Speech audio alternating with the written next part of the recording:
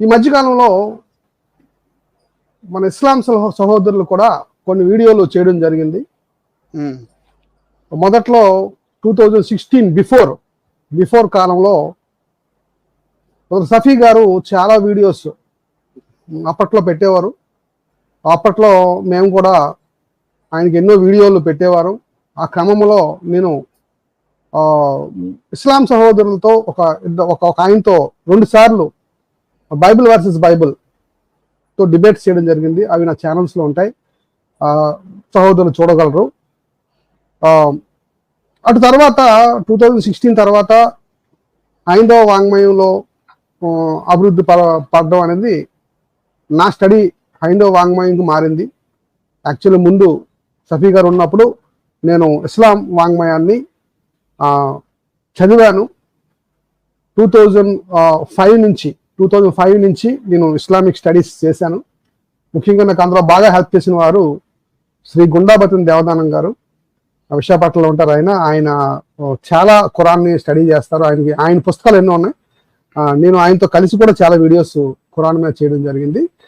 ఆయన దగ్గర మేము కలిసి స్టడీ చేసాం. మాది ఒక టీం ఉండేది. ఆ టీం అంతా కూడా జీవన్ మాగాప గారు అలా చాలా మంది ఉన్నారు. వాళ్ళందరూ కూడా మేమందరం కూడా ఇస్లామిక్ స్టడీస్ అప్పట్లో చేసేవారు. అటు తర్వాత మరలా ఛానల్ తర్వాత లేదు, ఒకసారి మళ్ళీ ఈ ఖురాన్ జోలికి కూడా వెళ్ళాలంటే ఒకసారి మనం మళ్ళీ దాన్ని తీసుకురావాలని బ్రదర్ అనిల్ గారు నాకు చెప్పడంతో మరలా దీంట్లోకి మేము ఇందులో కూడా ప్రవేశించడం జరిగింది.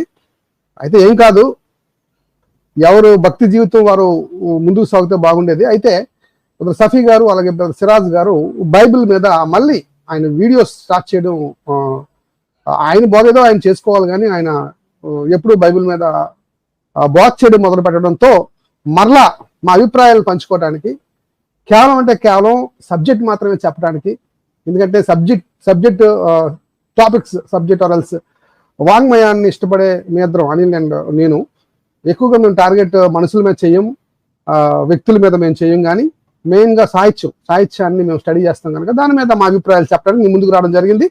మనం బ్రదర్ అనిల్ కుమార్ గారిని ఆహ్వానించాం. బ్రదర్ వందనాలు బ్రదర్.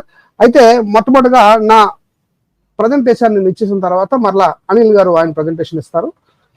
నేను కొన్ని ఖురాన్లు చూపిస్తానండి, నేను స్టడీ చేసిన కొన్ని ఖురాన్లు నేను చూపిస్తాను. దాని తర్వాత అనిల్ గారు కూడా నా ప్రజెంటేషన్ అయిపోయిన తర్వాత ఆయన కూడా మాట్లాడతారు. ముందు మాటలు ఏం చెప్తారా బ్రదర్? ముందు మాటలు ఏం చెప్తారా? లేదు కంటిన్యూ చేద్దామా? సరే, నేను తీసుకుంటున్నా స్టడీ చేసిన ద హోలీ ఖురాన్, కొంచెం పాతది, మిస్టర్ పిక్టల్ ఇది రచించడం జరిగింది. ఈ ఖురాన్ని తర్జుమా చేయడం జరిగింది అరబ్ నుంచి.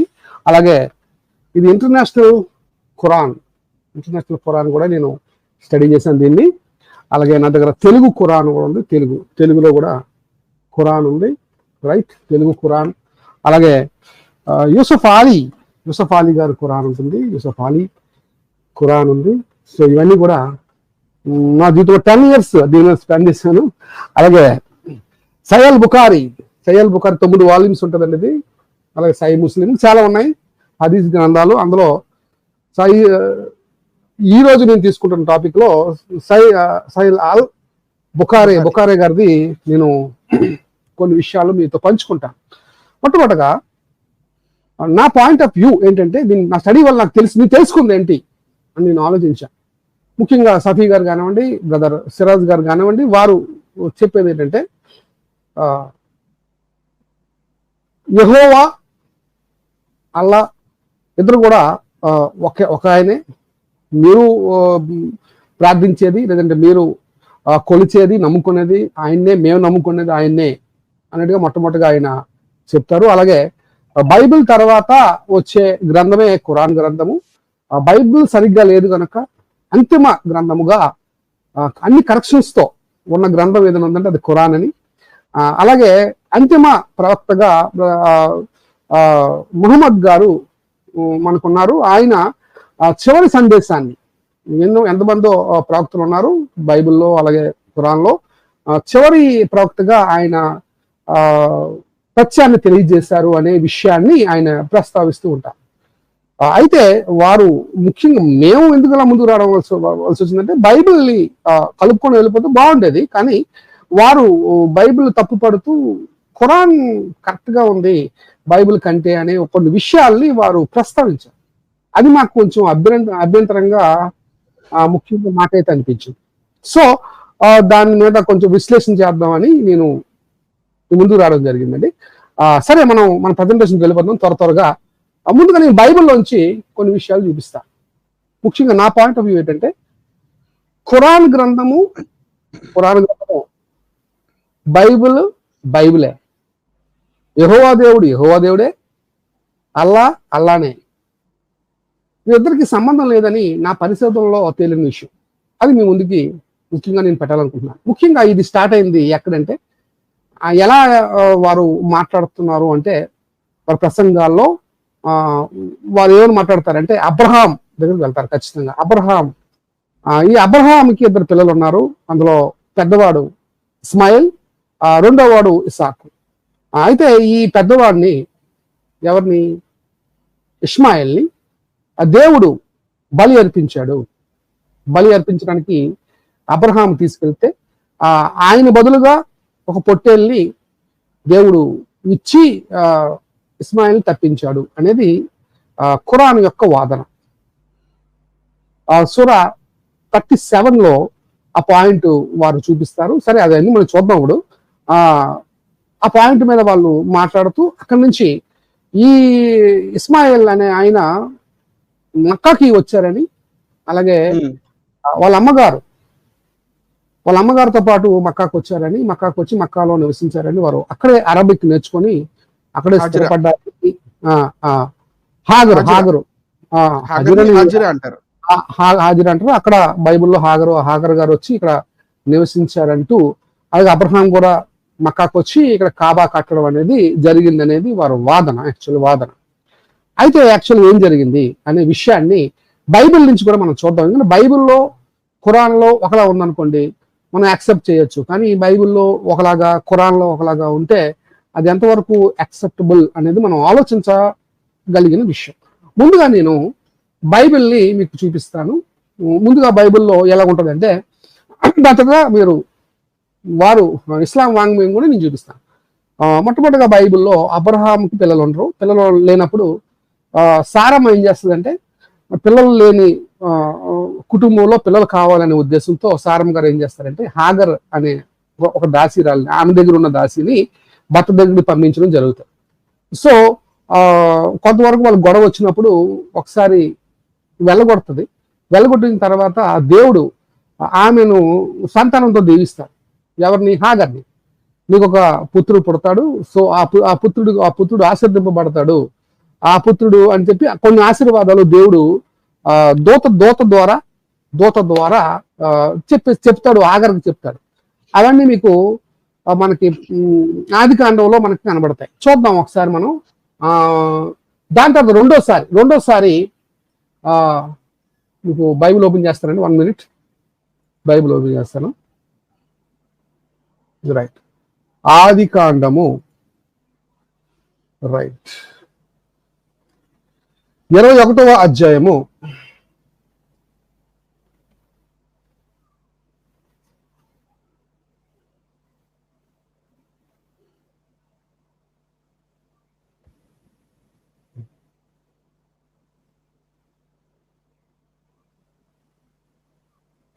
9వ వచనం నుంచి చూద్దామండి ఒకసారి. 21వ అధ్యాయం 9వ వచనం నుంచి నేను ప్రజెంటేషన్లో మీకు చూపిస్తాను. మీకు బైబిల్ ఉంది కనుక బైబిల్ డైరెక్ట్గా చూపిస్తున్నాను. నా దగ్గర యాప్ ఉంది కనుక ఆ యాప్లో మీకు చూపిస్తున్నాను. ఒక్కసారి ఆ బ్రదర్ గారు చదువుతారు. 9వ వచనం నుంచి చూద్దాం. 9వ వచనం నుంచి కనబడుతుందా బ్రదర్? కనబడుతుందండి. ఫుల్ స్క్రీన్ చేసిన లేకపోతే చదవమంటారా? ఉంచండి, ఒకసారి చదవండి, ఏం పర్వాలేదు. ఓకే, చదవండి. మనల్ని కూడా ఈ ప్రెజెంటేషన్ అంతా మనల్ని కూడా ఉంచండి. అలాగే బ్రదర్. ఓకే.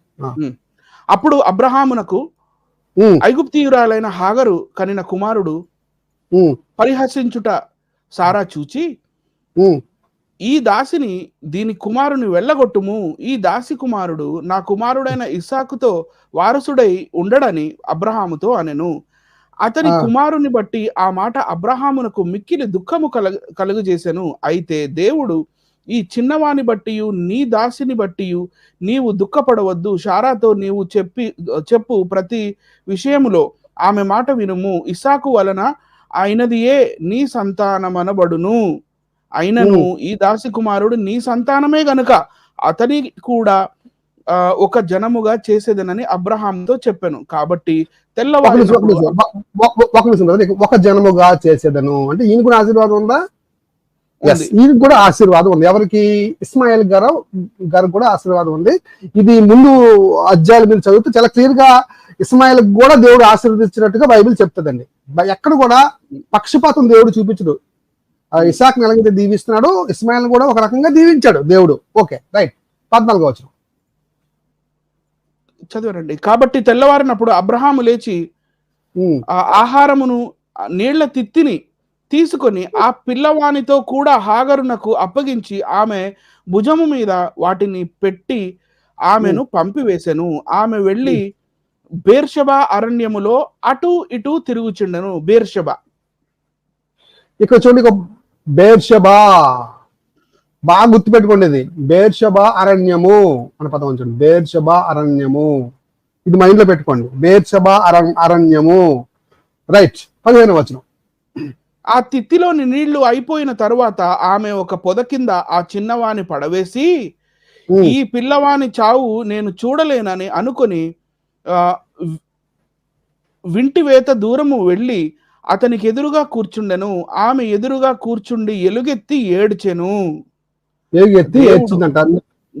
దేవుడు ఆ చిన్నవాని మొరను వినెను. అప్పుడు దేవుని దూత ఆకాశము నుండి హాగరును పిలిచి, హాగరు, నీకేమి వచ్చినది? భయపడకుము. ఆ వాడున్న చోట దేవుడు వాని స్వరము విని ఉన్నాడు. నీవు లేచి ఆ చిన్నవాని లేవనెత్తి నీ చేత పట్టుకొనుము, వానిని గొప్పగా జనముగా చేసేదనని ఆమెతో చెప్పెను. మరియు దేవుడు ఆమె కన్నులు తెరిచినందున ఆమె నీళ్ల ఊట చూచి వెళ్ళి ఆ తిత్తిని నీళ్లతో నింపి చిన్నవాని త్రాగనిచ్చెను. దేవుడు ఆ చిన్నవానికి తోడయ్యుండెను. అతడు పెరిగి పెద్దవాడై అరణ్యములో కాపురం ఉండి విలుకాడాయెను. అతడు పారాను అరణ్యములలోనున్నప్పుడు, పారాను, రైట్ అండి, అతడు పారాను రెండు పేర్లు గుర్తుపెట్టుకోవాలి. ఒకటి బెసిబా అనే పదాన్ని మనం ఒక ప్లేస్ ని గుర్తుపెట్టుకోవాలి. రెండోది పారాను అనే ప్లేస్ ని మనం గుర్తుపెట్టుకోవాలి. రెండు ప్లేసుల్ని బైబిల్ సూచిస్తుంది. ఈ రెండు ప్లేసులు బాగా గుర్తుపెట్టుకోండి. ఓకే. అతడు పారాను అరణ్యములోనున్నప్పుడు అతని తల్లి ఐగుప్తు దేశము నుండి ఒక స్త్రీని తెచ్చి అతనికి పెళ్లి చేసెను. ఈజిప్షియన్. చాలండి. ఈజిప్షియన్ అమ్మాయిని, ఐగుప్తు అమ్మాయిని తీసుకొచ్చి ఈ హాగర్ అనే తల్లి గారు ఏం చేశారంటే అతనికి ఇచ్చి పెళ్లి చేశారట. ఎవరికి? ఇస్మాయిల్కి ఇచ్చి పెళ్లి చేశారట. ఇక్కడ రెండు ప్లేసులు, ఒకటి ఇందాక మనం చదువుకున్న బర్షెబా అనే ఆ ప్రాంతం, ఒకటి అరణ్య ప్రాంతంలో వీళ్ళు ఉన్నారు. అక్కడే నీళ్లు వచ్చాయని, అక్కడే తర్వాత ఆయన పారాన్ అనే ప్లేస్ లో ఆయన నివసించాడని, ఎవరు? ఇస్మాయిల్ గారు నివసించారని, ఆయనకి ఐగుప్తురాలతో వివాహం చేశారని మనకి చాలా క్లియర్ గా బైబిల్ చెప్తుంది. రైట్. క్రైస్తవులారా, మీరు కూడా బాగా అర్థం చేసుకోండి. ఈ రెండు ప్లేసులు మీరు బాగా అర్థం చేసుకోండి. ఇక్కడే ఇస్మాయిల్ గారు ఈ రెండు ప్రాంతంలో, ఒకటి షిబా, రెండోది పారాను. ఈ రెండు పారాను దగ్గర నివసిస్తున్నప్పుడు ఐగుప్తు దగ్గర నుంచి తీసుకొచ్చి ఒక అమ్మాయిని పెళ్లి చేశారు. ఇది బైబిల్ చెప్తున్న సత్యం. ఓకేనండి. ఇప్పుడు మరి ఇస్లామిక్ దాన్ని ఏమంటారు, వాంగ్మయం ఏం చెప్తుంది, గ్రంథం ఏం చెప్తుంది? సహీహ్ బుఖారీ వాల్యూమ్ నెంబర్ 4 అండి. వాల్యూమ్ నెంబర్ 4 లో ఏముందో మనం చూద్దామండి. చాప్టర్ 9 అండి. చాప్టర్ 9 అండి. నేను ఒకసారి మీకు చూపిస్తాను. చాప్టర్ 9 ఏంటి, మక్కాలో ఉన్న జంజం అంటారా ఏంటి? కొంపదీసి అక్కడికి వెళ్తున్నాను కదా, మరి అది కూడా చూపించాలి కదా సార్. మీరు చూద్దాం. కనబడుతుందా బ్రదర్? వచ్చిందండి.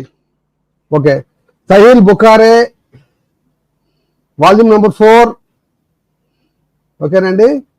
రైట్. చూడండి, ఈ హదీస్ అండి. హదీస్ గ్రంథాలలో 582 9వ చాప్టర్ అండి. ఇది 9వ చాప్టర్ లో ఏం జరిగిందో రాయబడిందండి. చదువుతారా బ్రదర్? ఇంకొంచెం నేను జూమ్ చేయనా? చేయాలండి. Okay. Right. Hadith number 582, narrated Ibn Abbas. The Prophet said, "May Allah bestow His mercy on the mother of Ishmael. Had she not hastened to fill her water skin with water from the Zamzam well, Zamzam would have been a stream flowing on the surface of the earth." Ibn Abbas further added, the Prophet Abraham brought Ishmael and his mother to Mecca, and she was suckling Ishmael, and she had a water skin with her. సరే, ఇది మనం ఇంకొంచెం ముందుకు వెళ్ళిపోతాం. ఇప్పుడు అది అవసరం లేదు. ఇక్కడ వీళ్ళు జంజమ్ దగ్గర ఏం చేశారంటేనండి, నీరు జంజమ్ అనే ప్రాంతంలో, జంజమ్ అనే వెల్ అంటే నూతిలో నుంచి వచ్చే నీళ్ళని వీరు ఆ కుమారుడికి, ఎవరికి, ఇస్మాయిల్కి ఇచ్చారని, ఈ ఇస్మాయిల్ని పట్టుకొని అబ్రహాం గారు ఏం చేశారంటే మక్కా అనే ప్రాంతానికి వచ్చినట్లుగా ఇక్కడ హదీస్ గ్రంథాలు చెప్తున్నాయండి. ఇది గమనించాలి. ఇదంతా మనకి ఇక్కడ కనబడుతుంది. ఇదంతా ఆయన నీరు ఇచ్చినట్టుగా, ఆయన ఆ ప్రాంతంలో వచ్చినట్లుగా, అక్కడ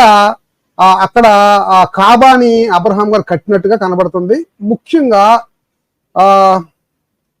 కొంచెం ముందుకెళ్ళి నేను ఏం చేస్తానంటే ఆయన మ్యారేజ్ కోసం చూస్తాను. ఇప్పుడు ఫస్ట్ అది మ్యారేజ్ ఎవరితో చేశారో చూస్తాను. ఇదంతా ఆ సంబంధించిన కాబా కట్టే కాన్సెప్ట్.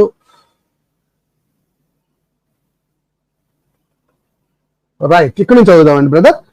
పైన చదవండి బ్రదర్. ఇప్పుడు She replied, "Yes, but you will have no right to possess the water." They agreed to that. The Prophet further said, Ishmael's mother was pleased with the whole situation, as she used to love to enjoy the company of the people. So they settled there, and later on they sent for their families who came and settled with them, so that some families became permanent residents there. The child, i.e. Ishmael, grew up and learnt Arabic from them, and caused them to love and admire him as he grew up. And when he reached the age of puberty, they made him marry a woman from amongst them. After ante Arabic ammayini pelli cheskunnadani cheptunnaru. After Ishmael's mother had died, Abraham came after Ishmael's marriage in order to see his family that he had left before, but he did not find Ishmael there.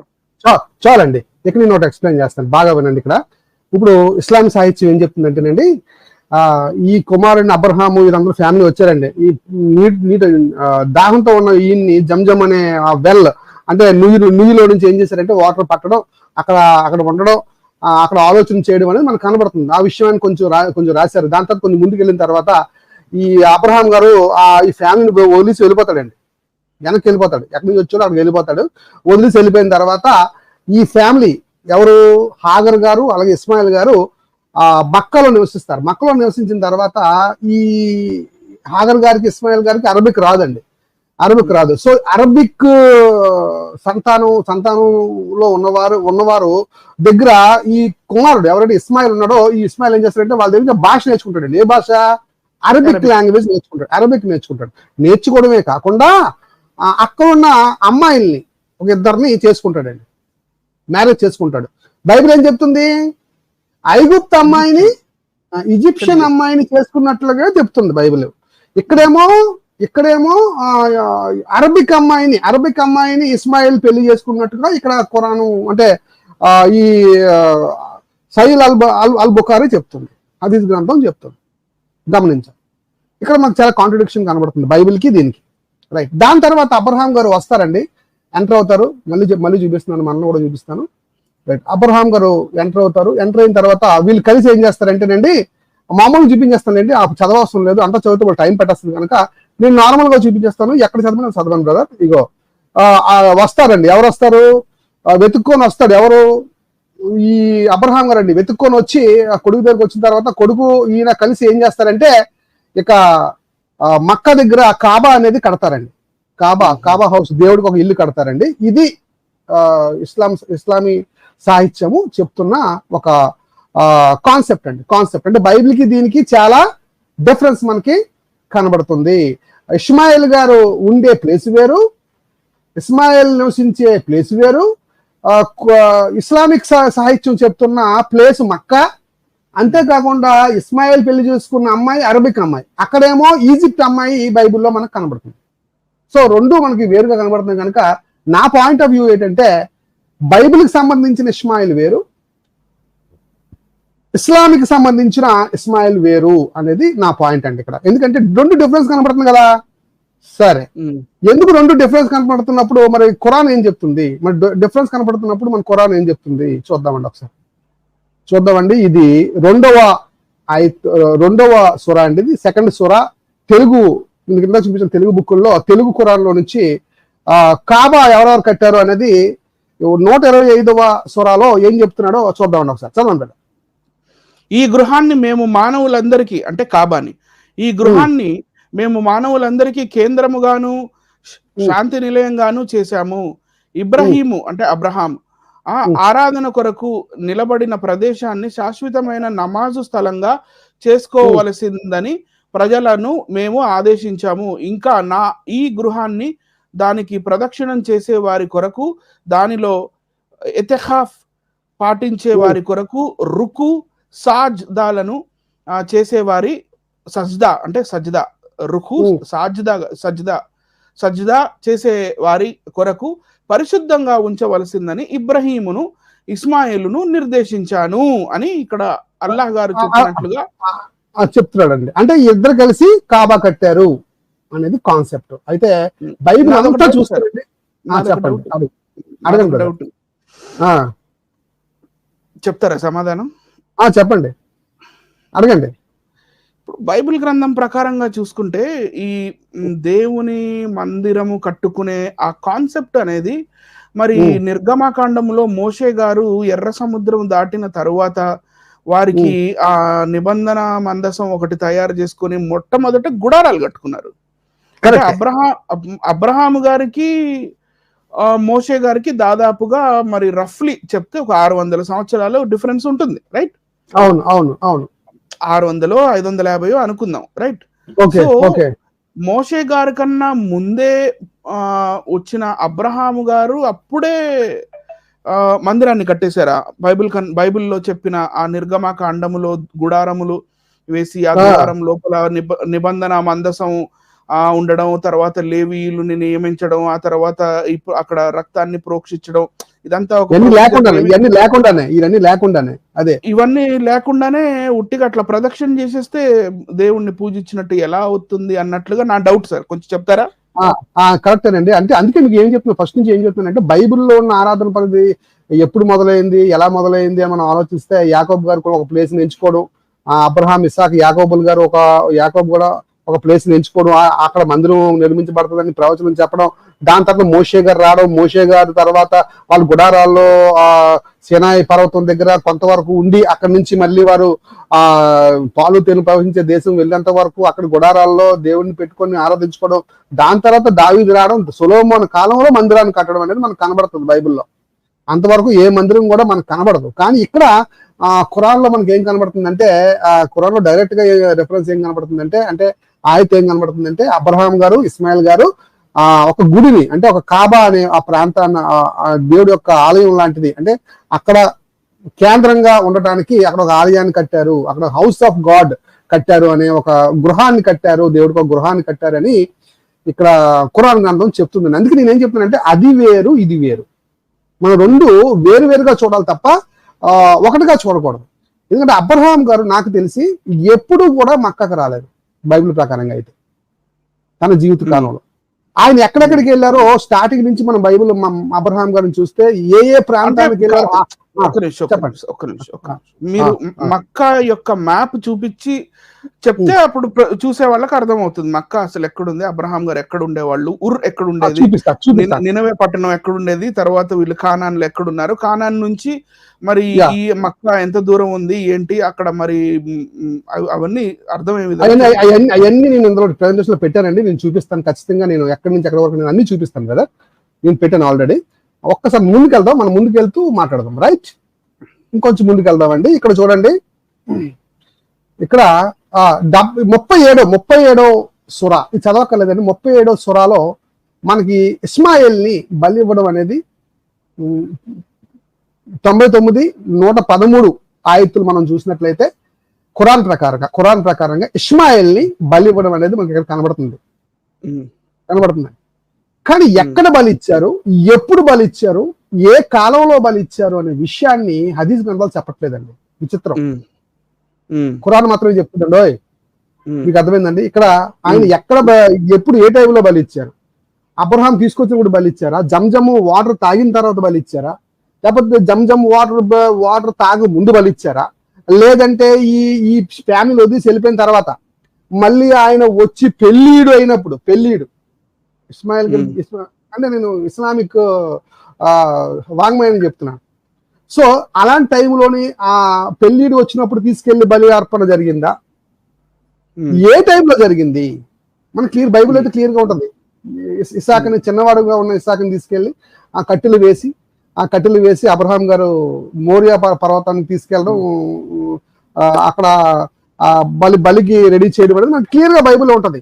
Bible ఏం చెప్తుంది అంటే అండి, ఇక్కడి నుంచి ఈ ప్రాంతం హారానికి వచ్చాడు, Haran నుంచి కనానికి వెళ్ళాడు, అలా క్లియర్ గా ప్రతి ప్రాంతం పేరు కూడా బైబిల్లో కనబడుతుంది. ఇక్కడ మనకి ఎక్కడికి వెళ్ళి బలిచ్చారు, ఏ టైంలో ఇస్మాయిల్ బలిచ్చారో మరి షఫీ గారిని నేను, అలాగే మన సిరాజ్ రెహమాన్ గారిని నేను అడుగుతున్నానండి. మాకు ఏం కావాలంటే హదీస్ గ్రంథాల్లో, అంటే ఈ సహీల్ బుఖారీలో మీరు చూపించాలి మాకు, ఎక్కడ ఏ టైంలో ఇస్మాయిల్ ని తీసుకెళ్లి బలిగా అర్పించడానికి కోరారు అని ఎక్కడ జరిగింది, ఇది ఎక్కడ జరిగిందో మాకు చెప్పాలి. ఓకేనా? రైట్. ఇంకొంచెం ముందుకు వెళ్ళిపోదాం, కొంచెం వేగంగా వెళ్ళిపోదాం అండి. సో అది ఇది వేరు అని ఎందుకు చెప్తాను బ్రదర్, అది ఇది వేరు అని ఎందుకు చెప్తాను తెలుసా? చూడండి, సూరా 2 అండి, సూరా 2 142 143 అండి. ఒక చదువుతారా? తిక్కిపెట్టి చదవండి బ్రదర్. మూర్ఖ జనులు ఇలా అంటారు, పూర్వం ఏ కిబ్లా వైపునకు తిరిగి వారు నమాజు చేసేవారో దాని నుండి ఇంత అకస్మాత్తుగా మరలటానికి కారణం ప్రవక్త వారితో ఇలా అను, ప్రాక్పశ్చమాలు అన్ని అల్లాహ్వే, అల్లా తాను కోరిన వారికి రుజుమార్గం చూపుతాడు. ఈ విధంగా మేము మిమ్మల్ని ఒక మధ్యస్థ సమాజంగా చేశాము. ఇకపై మీరు సమస్త మానవ జాతికి సాక్షులుగా ఉంటారు. ప్రవక్త మీకు సాక్షిగా ఉంటాడు. చూడండి 144 చూడండి. ప్రవక్త, నీవు మాటి మాటికి నీ ముఖాన్ని ఆకాశం వైపు ఎత్తటం మేము గమనిస్తూనే ఉన్నాము. ఇదిగో నీకు అత్యంత ప్రీతికరమైన కిబ్లా వైపునకే ఇప్పుడు మేము నిన్ను తిప్పుతున్నాము. కాబట్టి నీవు ముఖాన్ని మస్జిదే హరాం అల్ హరాం, అంటే మస్జిద్ అల్ హరాం మక్కలో ఉంది, ఆ వైపునకు తిప్పు. ఇకపై మీరెక్కడ చాలండి, చాలు, ఇది సరిపోద్దండి. నేనేమో ఇక్కడ ఈ రెండు మనం చూసినట్లయితే, ముందు యెరూషలేం పక్క ప్రార్థన చేసేవారు వీళ్ళు ఏం చేసేవారంటే, అప్పుడు ముస్లిమ్స్ కూడా ఏం చేసేవారంటే, యెరూషలేం పక్క వాళ్ళు చూసి ఆరాధన చేస్తున్నప్పుడు సడన్ గా ఆయనకి దర్శనం వచ్చి ఏం చెప్తుందంటే, కాబా వైపు తిరగండి అందరూ కూడా. అంటే ఇది వాళ్ళే మార్చుకున్నారండి, మన తప్పు కాదండి. ఇక్కడ ఇది మన తప్పు కాదు. వాళ్ళు అప్పటి నుంచి యెరూషలేం వైపు తిరిగి వాళ్ళు ప్రార్థన చేస్తే బాగుండేదేమో. కానీ ఏమైందంటేనండి, సడన్ గా వాళ్ళకి ఆయత ఏమైనా వచ్చిందంటే, మీరు యెరూషలేం వైపుకు చూడొద్దు, ఇంకెక్కడి నుంచి ఏం చేయాలంటే మీరు కాబా వైపుకు తిరగండి అని చెప్పి ఒక ఆయత మనకు కనబడుతుందండి. అందుకే నేను ఏమన్నానంటే, ఇస్లాం దేవుడే, బైబిల్ సంబంధించిన యెహోవా దేవుడు, బైబిల్ సంబంధించిన యెహోవా దేవుడే. అదే యెరూషలేంలో ఉన్న మందిరం యెహోవా దేవుడిది, మక్కాలో ఉన్న కాబాకు సంబంధించింది అల్లాహ్కి సంబంధించిందండి. కానీ రెండు ఒకటి కాదు అనేది మనకి, ఎందుకంటే వాళ్ళే ఆ ప్రార్థన ఆరాధనను ఎటుపక్క తిప్పుకున్నారు, ఎటుపక్క మళ్లించుకున్నారంటే కాబా వైపుకి మళ్లించుకున్నట్టుగా ఖురాన్ చెప్తుందండి. ఇదొక పాయింట్, నేను చెప్తున్న పాయింట్లో ఒక పాయింట్ అండి. రైట్. ఇంకొంచెం ముందుకు వెళ్దాం.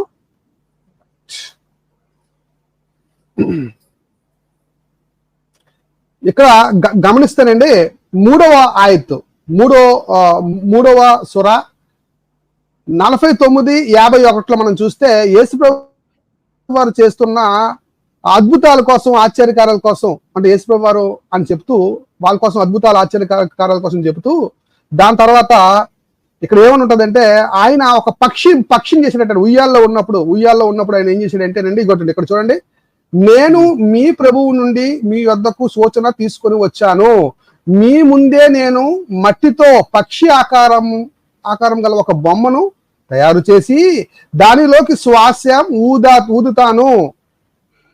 అంటే వియ్యాల్లో ఉన్న బాబు ఎవరు? యేసుక్రీస్తుని చెప్పుకుంటున్న బాలయేసు వియ్యాల్లో నుంచి ఒక పక్షి బొమ్మను చేసి దానికి ఊపిరి పోసినట్టుగా ఖురాన్ చెప్తుందండి. నిజంగా పరిశుద్ధాత్మ దేవుడు ఎంత గొప్పవాడంటే బైబిల్లో ఏం రాయించాడు తెలుసండి మీకు? యోహాను సువార్త 2వ అధ్యాయం అండి ఇది. యోహాను సువార్త 2వ అధ్యాయంలో నీళ్లను ద్రాక్షరసం చేస్తాడు యేసుప్రభువు. చేసినప్పుడు అక్కడ ఒక మాట రాయబడిందండి. దేవుడు నిజంగా గ్రేట్ అండి బైబిల్. అందుకే ఇలాంటివి జరుగుతుందని తెలుసండి దేవుడికి. అందుకే ముందే చెప్పేశాడు ఏంటంటే ఇది మొదటి సూచక్రియ అని ఉంటుందండి. కాబట్టి మీరు చెక్ చేసుకోండి. ప్రేక్షకులు ఎవరైనా సరే దయచేసి ఆ రిఫరెన్స్ పెట్టండి. యోహాను సువార్త 2వ అధ్యాయంలో నీళ్లను ద్రాక్షరసంగా చేసినప్పుడు యేసుప్రభువు చేసినప్పుడు అక్కడ పదం పరిశుద్ధాత్మను రాయించాడు. ఏంటో తెలుసండి, ఇది మొదటి సూచక్రియ అంటాడు. అంటే యేసుప్రభువు ఎదిగి నీళ్లను ద్రాక్షరసం చేసినప్పుడు సూచక్రియ జరిగింది. ఇక్కడే ఖురాన్ ఏం చెప్తుంది? వియ్యాలలోని బాబు గారు ఏం చేశారట? మట్టిని తీసుకొని పక్షి ఆకారం తయారు చేసి అందులోని శ్వాస ఊజాడు. అంటే ఒక వండర్ చేశాడు, అద్భుతం చేశాడు, సూచక్రియ చేశాడు అన్నట్టుగా ఖురాన్ చెప్తుంది. మనం దేన్ని నమ్మాలి?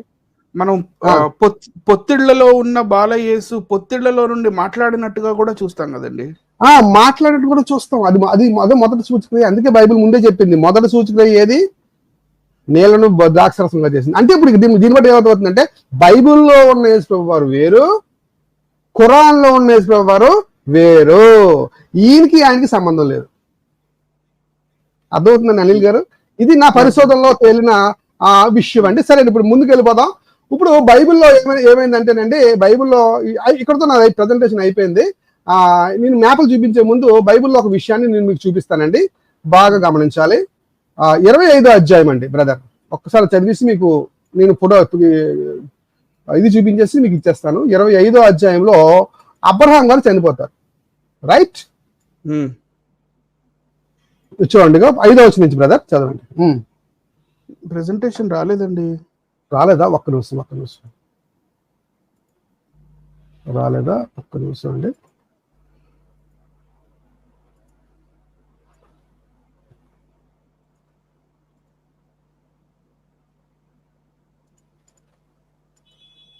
ఇరవై 25వ అధ్యాయం అండి, ఆదికాండం 25వ అధ్యాయం బ్రదర్.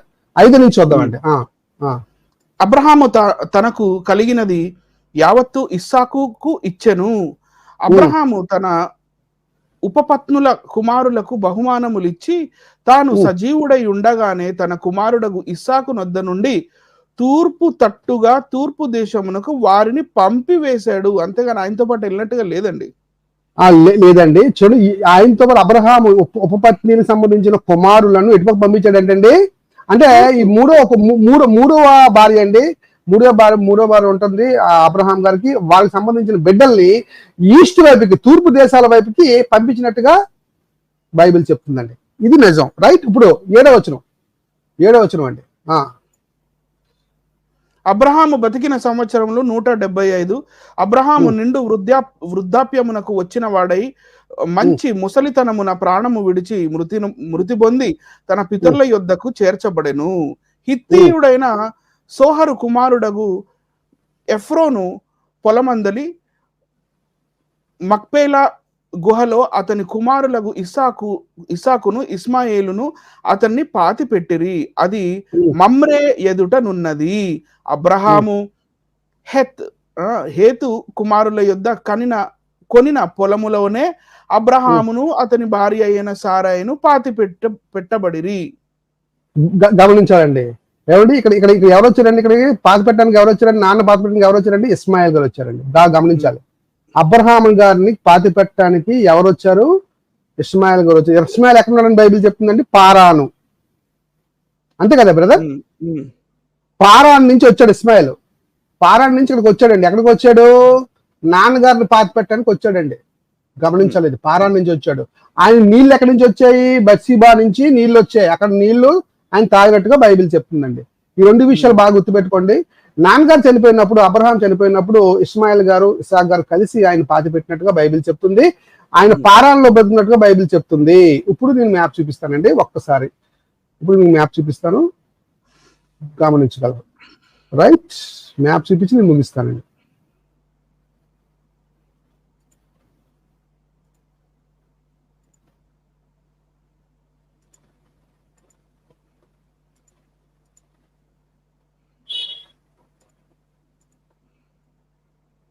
రైట్ అండి, కొంచెం జూమ్ తగ్గించిన ఫుల్ స్క్రీన్ చేస్తా. చూడండి ప్రేక్షకులారా, గమనించండి, ఇది మీకు గమనించండి. మక్కా ఎక్కడ ఉందండి? కింద ఉందండి. ఈ రెడ్ సీ అండి, ఇక్కడ మక్కా ఉందండి, ఈ పైన మదీనా ఉందండి. ఇక మదీనా, మక్కా ఈ రెండు ప్రాంతాల్లో ఇస్లాం సాహిత్యం ప్రకారంగా ఈ రెండు ప్రాంతాలు మాత్రమే ఇస్లాం ప్రాంతాలండి. ఈ రెండు ప్రాంతాల దగ్గర మొత్తం ఈ మహమ్మద్ గారు జీవితకాలం అంతా ఇక్కడే గడిచినట్టుగా మనకి ఇస్లామిక్ సాహిత్యం అంతా కూడా సహీల్ బుఖారీ కానివ్వండి, సహీ ముస్లిం కానివ్వండి, ఏవైతే ఉన్నాయో హదీసులు ఉన్నాయో, అలాగే ఖురాన్ ఏం చెప్తుందంటే మక్కా మదీనా అనే ప్రాంతంలో ఇది జరిగినట్లు మనకు కనబడుతుందండి. అంటే కాబా ఎక్కడ ఉంది? మక్కాలో ఉంది. అబ్రహాం ఎక్కడికి వచ్చి కాబాను కట్టాడండి? మక్కా దగ్గరికి వచ్చి కట్టాడు. ఇస్మాయిల్ ఎక్కడ నివసించాడండి? మక్కా దగ్గరికి వచ్చి నివసించాడు. ఇస్మాయిల్ ఎవరిని పెళ్లి చేసుకున్నాడని ఉంది? అరబ్ అమ్మాయిల్ని ఇద్దరిని పెళ్లి చేసుకున్నట్టుగా హదీస్ గ్రంథాలు చెప్తున్నాయి. మక్కాలో ఉంది, అది ఆ మక్కాలో ఉన్నారు. ఇస్మాయిల్ ఎక్కడికి వచ్చి లాంగ్వేజ్ ని నేర్చుకున్నాడు? అరబ్ లాంగ్వేజ్ ఎక్కడ నేర్చుకున్నాడు అండి? మక్కాకి వచ్చి నేర్చుకున్నాడు.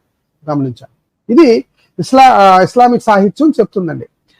మరి బైబిల్ ఏం చెప్తుంది? పారాను చూడండి, పారాను ఎక్కడ ఉందని చెప్తుందండి బైబిల్. చూడండి, పారాను అడవులు ఇవ్వండి. పైన ఇజ్రాయెల్ దేశం ఉంది, ఇక్కడ పైన ఇజ్రాయెల్ దేశం ఉంది, ఇక్కడేమో యెరూషలేం పట్టణం ఉంది, ఇక్కడేమో హెబ్రోన్ ఉంది. ఇగో నీళ్లు చాగిన ప్లేస్ ఏంటి? బర్షిబా ప్రాంతం ఎక్కడ ఉంది? చూడండి, ఇజ్రాయెల్ దగ్గర ఉందా? ఎస్, ఇజ్రాయెల్ దగ్గర ఉంది. మరి ఆయన ఏ అడవుల్లో బ్రతికాడండి? పారాన్ అడవుల్లో బ్రతికాడు. అబ్రహాం చనిపోయినప్పుడు ఏమండి, మరి చనిపోయినప్పుడు ఆయన దగ్గరికి వచ్చి ఆయన పాతి పెట్టాడు. ఎవరు? ఇస్మాయిల్. ఎక్కడి నుంచి వచ్చాడు? పారాన్ నుంచి రావాలి, దగ్గర కదా ప్లేస్, ఇక్కడి నుంచి ఇక్కడికి వచ్చాడు. లేదా బర్షిబా ఉంటే బర్షిబా దగ్గరికి వచ్చి ఉండాలి. కానీ మక్కాలో ఉన్నాడు అనుకోండి, ఎలాగ వస్తాడు ఇక్కడి నుంచి ఇక్కడికి? మక్కాకి ఈ పారానికి కానివ్వండి, మక్కాకి వాళ్ళ నాన్నగారు పాతి పెట్టే ప్లేస్ కానివ్వండి, సుమారు 1200 కిలోమీటర్లు అండి. ఆ రోజుల్లో బస్సు లేదు, అలాగే ప్రయాణించే ఇది కూడా లేదు. నడిచి వెళ్తే 4 రోజులు పడుతుందండి ఇక్కడి నుంచి ఇక్కడికి. ఎక్కడి నుంచి? నాన్నగారిని పాతి పెట్టడానికి, అంటే అబ్రహాం చనిపోయినప్పుడు పాతి పెట్టడానికి ఒకవేళ ఇస్మాయిల్ కానీ ఇక్కడి నుంచి కానీ మక్కా నుంచి కానీ ప్రయాణం చేసి వెళ్తే 1200 కిలోమీటర్లు నడిచి వెళ్ళాలండి. అది పాసిబుల్ కాదు. దీన్ని బట్టి నేను ఏం చెప్తున్నానంటే, ఇస్లాం సంబంధించిన ఇస్మాయిల్ వేరు, బైబిల్ సంబంధించిన ఇస్మాయిల్ వేరండి, గమనించాలి.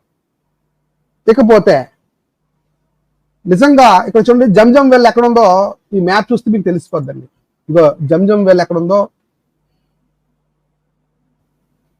ఈ మ్యాప్ కొంచెం జూమ్ చేస్తాను, ఒక్క నిమిషం జూమ్ తీసేసి జూమ్ చేస్తాను, అప్పుడు మీకు అర్థమవుతుంది. చూడండి, ఇది జూమ్ చేస్తానండి.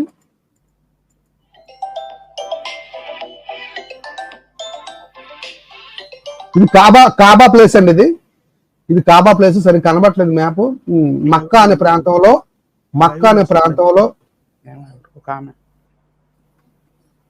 జంజం వెల్ అని ఉంటదండి. ఇక్కడ జంజం వెల్ అని ఉంటది.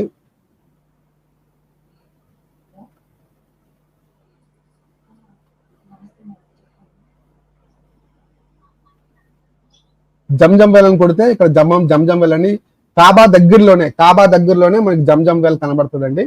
అలాగే ఇది రెండు కొండల మధ్య ఉంటదండి. 2 కొండల మధ్య ఆ ప్రాంతం ఉంటది. అక్కడికి కాబాకి చాలా దగ్గర జంజం వెల్ అని కనబడుతుంది. ఇక్కడ చూడండి, ఒకసారి నేను ఇంకా జూమ్ చేసి చూపిస్తాను. ఒక్కసారి చూడండి, ఇక్కడ జంజం వెల్ ఇక్కడ ఉంది. నేను యారో చూపిస్తున్నాను, కనబడుతున్నా బ్రదర్? జంజం వెల్కి కాబాకి దగ్గర, కాబా పక్కనే జంజం వెల్ కనబడుతుంది. కానీ బైబిల్ ప్రకారంగా ఎక్కడ తాగాడండి ఆయన నీళ్లు? బర్షిబా అనే ప్రాంతంలో ఇటు వాళ్ళ అమ్మగారు తిరుగుతున్నప్పుడు అక్కడ నీళ్ళు అయిపోయినప్పుడు దేవుడు అక్కడ నీరుని ఇస్మాయిల్కి ఇచ్చినట్టుగా కనబడుతుందండి నాకు. కానీ ఇస్లామిక్ సాహిత్యం ప్రకారంగా జంజం వెల్ ఇక్కడ మక్కాలో ఉంది, అలాగే పక్కనే కాబా ఉందండి. సో నేనేమంటున్నానంటేనండి, నా ప్రజెంటేషన్ అయిపోయింది బ్రదర్. నేనేమంటున్నానంటే ఒకసారి మిమ్మల్ని ఒక చిన్న కామెంట్ వచ్చింది చూడండి. గుర్రం ఓకే, గుర్రం మీద వెళ్ళవచ్చు కదా, గుర్రం మీద వెళ్ళా లేట్ అయిపోద్దండి మాస్టర్. కాదు, అసలు గుర్రాలు అప్పట్లో ఎక్కడున్నాయండి? గుర్రాలు అప్పట్లో గుర్రం ఎప్పుడు చెప్పాలంటే అనిల్ గారు చెప్పాలి. గుర్రం అప్పుడు ఇప్పుడు జోసెఫ్ కాలంలోనే ఫరో దగ్గర 2, 4 గుర్రాలు ఉన్నాయి. ఆయన ఒక రథం ఎక్కాడు, ఇంకొక రథం జోసెఫ్ కి ఇచ్చాడు. మిగతా వాళ్ళందరూ కూడా కాలినడకనే వచ్చారు. సో అబ్రహాము గారి టైంలో ఇంకా గుర్రాలు అరేబియా దాకా, లేకపోతే జార్డన్ దాకా, లేకపోతే ఈ బీర్షబా ఇక్కడ ఈ ఏరియా దాకా ఇంకా ఎక్స్టెండ్ అవ్వలేదు, రాలేదు అప్పటికి. ఇంకా అవన్నీ ఇంకా గుర్రాలే వచ్చిండు. మోషే గారు నడిచేందుకు వెళ్ళారు, వీళ్ళందరూ నడిచేందుకు వెళ్ళారు, గుర్రాలు ఎక్కువ రథాలు వెళ్ళిపోయారు కదా. ఇంకా రాలేదు. మోషే గారి టైంలో మరి మోషే గారి టైంలో నడిచి అరణ్యంలో నడవేందుకు 40 సంవత్సరాలు నడవేందుకు? వీళ్ళు కూడా గుర్రాలు పెట్టుకొని చక్కగా గుర్రాలు తెచ్చుకొని దేవుడు గుర్రాలు ఇచ్చేసి అందరికి చక్కగా మరి అరణ్యంలో గుర్రాల మీద వెళ్ళంటారా బాబు అని అనొచ్చు కదా. ఎందుకంటే దేవుడు పైనుంచి మన్నా కురిపించాడు కదా, ఆ గుర్రాలు ఇవ్వలేడా. సో దీన్ని బట్టి మనకి ఏమర్థం అవుతుందంటే అబ్రహాం కాలం కాదు, మోషే కాలం వరకు మనకి అంత ప్రయాణం వసతులు లేవు అని మనకు అర్థమవుతుంది, గమనించగలరు. సో నా స్టేట్మెంట్ ఏంటి, ఓవరాల్ గా నా స్టేట్మెంట్ ఏంటంటే సార్, ఖురాన్కి బైబిల్కి సంబంధం లేదు. ఉల్టా ఖురాన్కి బైబిల్కి సంబంధం లేదండి. ఖురాన్ దేవుడే, బైబిల్ దేవుడే. అది మనం గమనించాలి. బైబిల్లో ఉన్న యేసు ప్రభు వారు, ఖురాన్లో ఉన్న ఈసా వేరువేరండి. బైబిల్లో ఉన్న అబ్రహాము అలాగే ఖురాన్లో ఉన్న ఇబ్రహీం వేరండి. బైబిల్లో ఉన్న దావీదు, ఖురాన్లో ఉన్న దావుద్ కట్టవాళ్ళు పడుతున్నా వాడు చాలా రోజులు అయిపోయింది. ఈ దావుద్ గారు వేరువేరండి. బైబిల్లో ఉన్న నోవాహ్ గారు, ఖురాన్లో ఉన్న నోవాహ్ గారు వేరండి. ఇలా మనం చూసినట్టయితే ఏ క్యారెక్టర్ తీసుకోండి, దానికి దీనికి పొంతన ఉండదండి. సో పొంతన ఉండదు. పైగా ప్లేసులు పర్ఫెక్ట్ ప్లేసింగ్, పర్ఫెక్ట్ మ్యాపింగ్ అనేది బైబిల్ చెప్తారు. కనుక దీన్ని బట్టి నేను ఏం చెప్పాలనుకుంటున్నానంటే, బ్రదర్ సఫీ గారికి అలాగే బ్రదర్ సిరాజ్ రెహమాన్ గారికి, మీ ప్రార్థనలు మీరు చేసుకోండి, మీ దువాలు మీరు చేసుకోండి, మేము చాలా సంతోషిస్తాం. మా సహోదరులు, మా ఇస్లాం సహోదరులు చక్కగా వారి పని వారి భక్తి జీవితం వారు చేసుకుంటున్నారు, జనాలకు మంచి చేస్తున్నారని మేము చక్కగా ఆనందిస్తాం. మా పని మేము చేసుకుంటాం, మా ప్రార్థనలు మేము చేసుకుంటాం, మా బైబిల్ మేము చదువుకుంటాం. మీ జోలికి మేము రాం, మా జోలికి మీరు రాకండి. సింపుల్. ఎవరి భక్తి జీవితం వారు కొనసాగించండి. అంతేగాని బైబిల్ తప్పు, బైబిల్లో తప్పులు ఉన్నాయి కనుక ఖురాన్ వచ్చింది, ఆ ఖురాన్లోనే సత్యం ఉంది, బైబిల్లో అబద్ధాలు ఉన్నాయి అంటే అది కరెక్ట్ కాదండి. అది మమ్మల్ని తప్పు పట్టడం అవుతుంది. కనుక మీ క్యారెక్టర్లు మీకు ఉన్నాయి, మా క్యారెక్టర్లు మాకు ఉన్నాయి, విత్ ఎవ్రీథింగ్ ప్రూఫ్స్ మాకు ఉన్నాయి. బైబిల్లో ప్రూఫ్ చేయగలిగినంత మొత్తం మాకు హదీస్ గ్రంథాలు లాంటివి పుస్తకాలు ఒకే గ్రంథంలో అన్ని పెట్టాడు దేవుడు, విత్ మ్యాపింగ్, విత్ ప్లేసులతో సహా. ప్రయాణంతో చూడు, యేసువారు ప్రయాణిస్తే ఎంత డిస్టెన్స్ లో ప్రయాణించారు అని కూడా రాయించాడు దేవుడు. అలాగే సూచక్రియ ఇస్తే ఇది మొదటి సూచక్రియ అని కూడా దేవుడు చెప్పేశాడు. కనుక మా దగ్గర ప్రతిదీ చెప్పేశాడు. మాకు మ్యాప్స్ ఉన్నాయి, మాకు చాలండి, బైబిల్ చాలండి బాబు, మాకు Bible is more than enough. కనుక ముఖ్యంగా నేను ఏం చెప్పాలనుకుంటానంటే, చాలా మంది క్రైస్తవ సహోదరులకి, క్రైస్తవ సమాజానికి నా స్టేట్మెంట్ ఏంటంటే, క్రైస్తవులందరికీ నేను ప్రైజ్ లార్డ్ చెప్తూ ఏం చెప్తున్నానంటే, మీరు అనుకున్నట్టుగా అబ్రహాము యొక్క మొదటి కుమారుడైన ఇస్మాయిల్ సంతానమే ముస్లిమ్స్ అని మీరు దయచేసి అంగీకరించొద్దు. ఎందుకంటే మీరు అలా అనకండి. ఎందుకు అనొద్దు అంటున్నానంటే, బైబిల్లో ఉన్న ఇస్మాయిల్, ఖురాన్లో ఉన్న ఇస్మాయిల్ వేరు. బైబిల్లో ఉన్న ఇస్మాయిల్ దేవుడు ఆశీర్వదించాడండి. వాళ్ళకి 12 మంది రాజులుగా వారిని ఆశీర్వదించి అబ్రహాము వారిని దీవించాడు. దేవుడు కూడా ఆయన్ని దీవించాడు, ఇస్మాయిల్ దీవించాడండి బైబిల్ ప్రకారంగా. ఆయన ఏం వదిలేదు దేవుడు. కనుక గమనించగలరు, ఆ ఇస్మాయిల్ వేరు, ఖురాన్లో లేదంటే హదీస్ గ్రంథంలో ఉన్న ఇస్మాయిల్ వేరు. ఇది నా స్టేట్మెంట్ అండి. ఓవర్ టు అనిల్ కుమార్ గారు.